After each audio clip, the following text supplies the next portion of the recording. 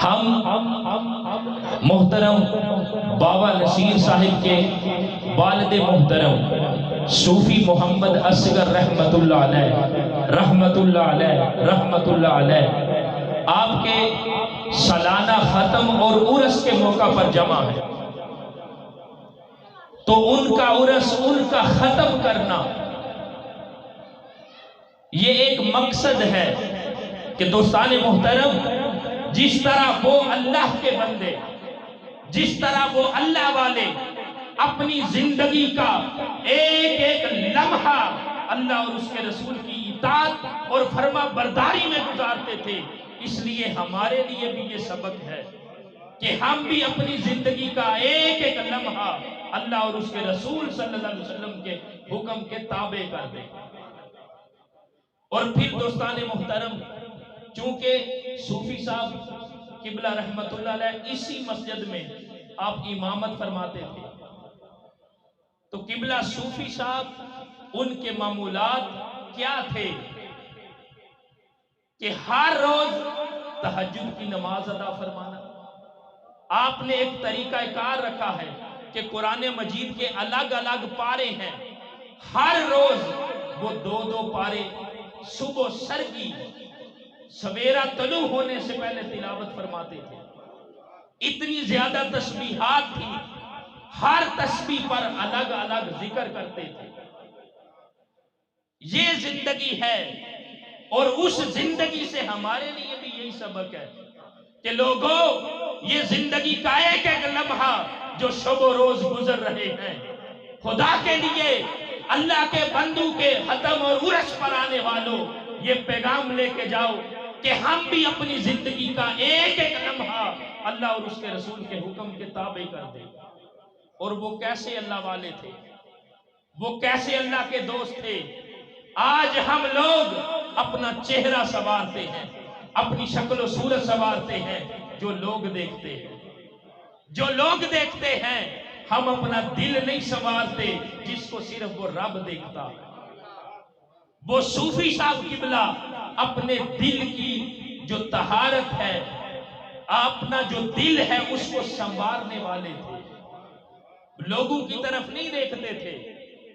وہ دیکھتے تھے کہ میرے مالک کی رضا کیا ہے۔ وہ اپنے دل کو سنوارتے تھے، کیوں؟ دل کے اوپر نگاہ صرف خالق کی ہے۔ بلکہ یہاں پر حضرت شاہ توکل انبالوی رحمت اللہ علیہ، آپ کی بات آپ کی گوش گزار کرنے لگا۔ حضرت شاہ توکل انبالوی رحمت اللہ علیہ بڑے اللہ کے ولی اور بزرگ، ایک قاری صاحب کو پتا چلا کہ فلاں جگہ پر اللہ کا ولی رہتا ہے، اس کے دیدار کے لیے جانے لگے، ملنے کے لیے کہ ملاقات کرو۔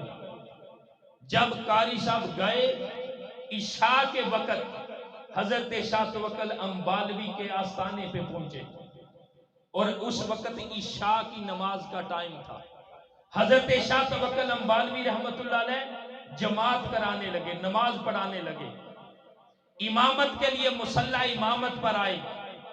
قاری صاحب بھی پہنچ گئے اور حضرت شاہ توکل انبالوی کی امامت میں نماز ادا کرنے لگے۔ جب نماز شروع ہوئی، حضرت شاہ توکل انبالوی رحمت اللہ علیہ نے قرات شروع کی، قرآن پڑھنا شروع کیا۔ تو جس طرح بڑے بڑے قرآن تلاوت کرتے ہیں، آپ اس طرح نہیں پڑھتے تھے، آپ اپنے انداز میں، سادہ سا انداز تھا، پڑھتے قرآن ہی تھے۔ جب قاری صاحب نے دیکھا تو کہنے لگے یہ کیسے اللہ کے ولی ہیں، ان کو پڑھنا تو قرآن بھی صحیح نہیں آتا۔ دل میں خیال آیا، تصور پھوٹنے لگے، اپنے ضمیر سے کہنے لگے کہ ابھی تو عشاء کی نماز ہے، جماعت ہو رہی ہے، صبح جو فجر کی نماز ہے وہ میں پڑھاؤں گا، اور اللہ کے ولی کو بتاؤں گا، شاہ توکل انبالوی کو، کہ قرات کس طرح کرتے ہیں۔ جب صبح فجر ہونے لگی تو قاری صاحب پر غسل فرض ہوا، پاس ہی حوض تھا، تالاب تھا، غسل کرنے کے لیے گئے۔ جب غسل کرنے لگے تو جہاں پر قاری صاحب کے کپڑے تھے نا، وہاں پر ایک جنگلی درندہ شیر آ کے بیٹھ جاتا ہے۔ اب قاری صاحب باہر ہی نہیں نکلتے، باہر نہیں نکلتے، کیوں؟ اگر باہر نکلیں گے تو وہ درندہ کہیں چیر پھاڑ ڈالے گا، اب ڈر رہے ہیں. ادھر سے اللہ کے ولی حضرت شاہ توکل امبالوی رحمت اللہ علیہ آپ خرامہ چلتے آ رہے ہیں. جب حوض کے پاس پہنچے وہ جو شیر تھا اس کو ٹھڈا مارا، وہ اٹھ کے چلا گیا. قاری صاحب باہر نکلے، کپڑے پہنے، حضرت شاہ توکل امبالوی کے قدموں میں گر پڑے اور کہنے لگے آپ کو کیسے پتا چلا؟ آپ نے فرمایا قاری صاحب آپ کے دل میں خیال تھا نا کہ فجر کی نماز آپ پڑھاؤ گے. آپ نے شیر کو ڈنڈا مارا، کہا جاؤ چلے جاؤ. قاری صاحب نے فجر کی نماز پڑھانی. جب قاری صاحب قدموں میں گرے، حضرت شاہ توکل امبالوی رحمت اللہ علیہ انہوں نے ایک جملہ بولا تھا، اور وہی پیغام ہے قبلہ صوفی صاحب کے عرس پر.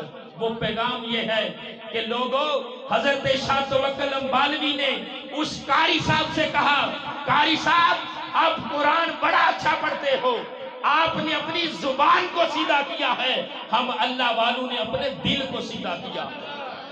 یہ جو زبان ہے اس کو لوگ دیکھتے ہیں، جو دل ہے اس کو رب دیکھتا ہے. ہم نے اپنے دل کو سیدھا کیا، اور قبلہ صوفی صاحب اپنے دل کو سیدھا کرنے والے لوگوں میں سے تھے.